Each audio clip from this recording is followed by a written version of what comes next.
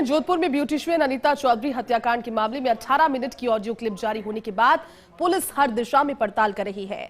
अनीता चौधरी के पति मनमोहन चौधरी और सुमन उर्फ सुनीता का शनिवार को ऑडियो सामने आया, जिसमें अनीता चौधरी की सहेली सुमन उर्फ सुनीता ने ऑडियो में कई राज उजागर किए हैं। होटल व्यवसायी तैयब अंसारी से लेकर कई के नाम भी उजागर किए हैं। अनीता चौधरी के पति मनमोहन चौधरी ने भी कई सारे तथ्य उजागर किए हैं। उधर मुख्य आरोपी गुलामुद्दीन की सरगर्मी से तलाश चल रही है। अलग अलग टीमें विभिन्न क्षेत्रों में पड़ताल कर रही है। गुलामुद्दीन की पत्नी आबिदा परवीन से भी पूछताछ हो रही है। एसीपी छवि शर्मा अपनी टीम के साथ लगातार पूछताछ कर रही है, तो वहीं डीसीपी राज वर्मा भी हर पहलू पर पड़ताल कर रही है। पुलिस कमिश्नर राजेंद्र सिंह भी लगातार नजर बनाए हुए हैं।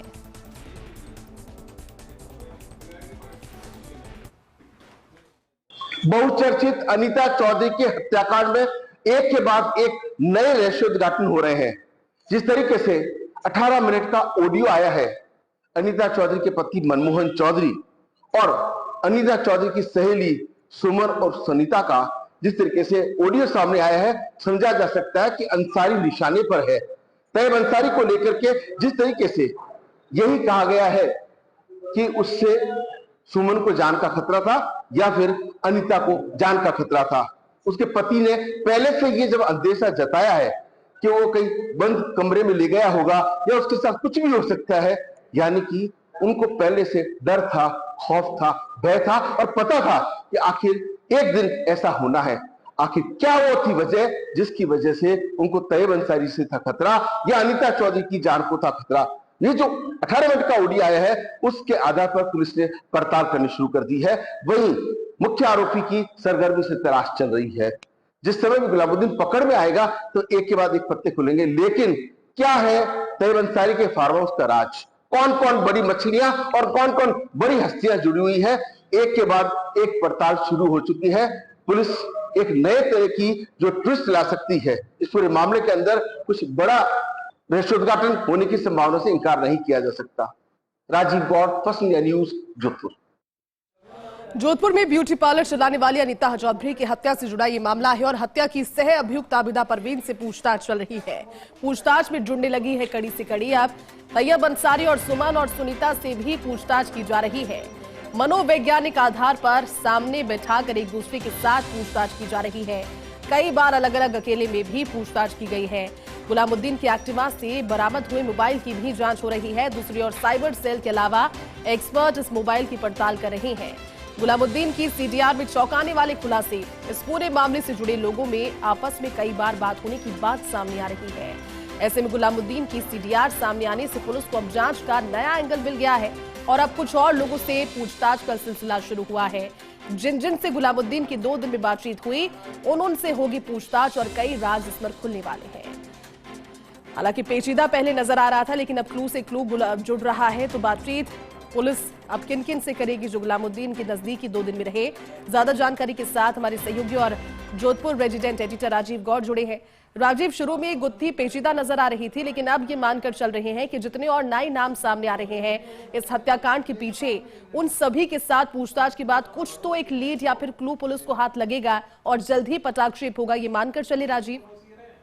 निश्चित रूप से जयती, जिस तरीके से इस पूरे मामले को अब एक के बाद कड़ी जोड़ी जा रही है, हाँ। समझा जा सकता है कि किस तरीके से ये कल 18 मिनट का ऑडियो आना, उस ऑडियो में एक दो लोगों का नाम सामने आना, उसके बाद में सीडीआर मोबाइल का बरामद होना, मोबाइल से सिम गायब होना, सीडीआर के अंदर कई ऐसे लोगों के नाम आना, गुलामुद्दीन की लास्ट किससे बात होना, उस आधार पर कई लोगों को उठाना शुरू कर दिया गया है और अब उनसे पूछताछ होगी तो कड़ी से कड़ी जुड़ेगी। लेकिन जब तक गुलामुद्दीन नहीं मिलते हैं तब तक एक बड़ा सवाल है कि आखिर लूट के इरादे से हत्या की या किसी को सुपारी देने के इरादे से।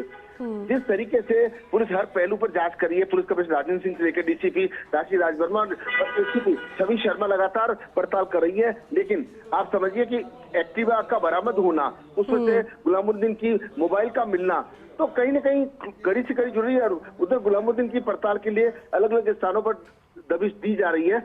और देखिए, जो सुमन और सुनीता की बातचीत हुई है उनके पति मनमोहन से, उसमें एक बड़ा तथ्य ये सामने आया है कि बार बार सुमन ये कह रही है कि कहीं ना कहीं अनीता चौधरी की जान को खतरा है और अंसारी कुछ कर सकता है। अंसारी खुद पुलिस के गिरफ्त में है साथ में सुनीता और सुमन वो भी गिरफ्त में हैं। और तीसरी जो आबिदा परवीन से पूछताछ चल रही है, उसे जब ये बात स्वीकार कर रही है कि उससे अभियुक्त है, यानी ये तो तय हो गया कि इसको वहीं मारा गया है और नशे का शरबत पिला करके और वहीं काट के उसको मार के उसको गाड़ा गया है। ये सारी कड़ियां जुड़ चुकी है। जरूरत से गुलामुद्दीन की है, वो जैसे गुलामुद्दीन सामने आते हैं, देखिए टैक्सी से बैठकर जाना और वहां पहुंचना, फिर उसके घर में चले जाना, तो कहीं से जो तथ्य सामने आ रही है, जो बातें सामने आ रही है, ये कड़ी से कड़ी जुड़ के लगता है कि जल्द ही पुलिस गुलामुद्दीन तक पहुंच जाएगी और सारा कसारा जो राजपास हो जाएगा। जी लेकिन राजीव, क्योंकि बहुत से नाम इस घटनाक्रम में है, इस हत्याकांड में कई और नाम जुड़े हैं। अब ये 18 मिनट का ऑडियो, उसमें और क्या बातचीत है? थोड़ा क्लू अगर इसको लेकर के पुलिस अभी लीड के तौर पर बता पाए कि ये बातचीत हुई है उनके पति के साथ में भी, मनोवैज्ञानिक आधार पर सामने बैठाकर पूछताछ हो रही है। क्या मानकर चलिए कि जितना आसान ये दिख रहा है उतना आसान ये केस होगा नहीं, बल्कि एक नया ही खुलासा हो सकता है, ऐसी उम्मीदें हैं? लग ऐसा रहा है। देखिए, जैसे बड़ी पहेली ये है कि आखिर आमने सामने कामकाज करने वाले ब्यूटी पार्लर और सामने डाइटिंग की जो दुकान चलती थी, दोनों भाई बहन थे, गुलामुद्दीन और अनीता चौधरी, उसके बाद में उस अंसारी के साथ में अनीता चौधरी का क्या कनेक्शन था, वो एक सवाल अपने आप में जांच का बड़ा विषय है। क्यों अंसारी से अनीता चौधरी को खतरा था? क्यों सुमन बार बार कह रही थी कि मैं अंसारी को बकारूंगी, बातचीत करूंगी और वो मेरे को भी जान का खतरा है? यानी कि कहीं न कहीं कुछ न कुछ जांच का कुछ बिंदु इर्द गिर्द अंसारी के आसपास भी है। लेकिन जब तक गुलामुद्दीन नहीं मिलते हैं तब तक कहना जल्दबाजी होगा। गुलामुद्दीन के मोबाइल से काफी राज खुलने की जो सूचना 1 घंटे 1.5 घंटे बाद में सामने आ सकती है कि सीबीआर में पता लगेगा कि आखिरी बात किससे हुई थी। और क्या पता ये वही मोबाइल है कि एक व्यक्ति आजकल 3-3 4-4 मोबाइल रखते हैं। बिल्कुल राजीव, इंतजार करते हैं। पुलिस कोशिश अपनी पूरी कर रही है और इस एंगल में अब आगे भी क्लूज जुड़ेंगे, जांच होगी और पटाक्षेप होगा। शुक्रिया राजीव इस पूरी बातचीत के लिए। तो देखिए, इस घटनाक्रम में लगातार पुलिस की जांच बढ़ रही है। पड़ोसियों से लेकर रिश्तेदारों से लेकर सभी से बात की जा रही है। ऐसे में पड़ोसी है उनकी अनीता चौधरी की शबनम, उन्होंने क्या प्रतिक्रिया दी वो सुनवाते हैं आपको। नहीं, वो तो पड़ोसी थे। मेरा नाम शबनम है, ये दोनों पड़ोसी थे। 5-6 साल पहले यहाँ से इन्होंने शॉप हटा दी थी वापिस इन्होंने। इनका क्या रिलेशन था ये मेरे को नहीं मालूम है, ठीक है। बाकी व्यवहार में दोनों ठीक है। अब कोई अंदर घुस के तो नहीं देख सकता ये इंसान कैसा है। बाकी उनका व्यवहार बहुत अच्छा था मैडम का। जब आपने सुना कि आपको विश्वास हुआ है? नहीं, विश्वास तो नहीं हुआ सर। दुख बहुत हुआ कि इस लेडी के साथ ऐसा नहीं होना चाहिए। बहुत अच्छा व्यवहार था इनका।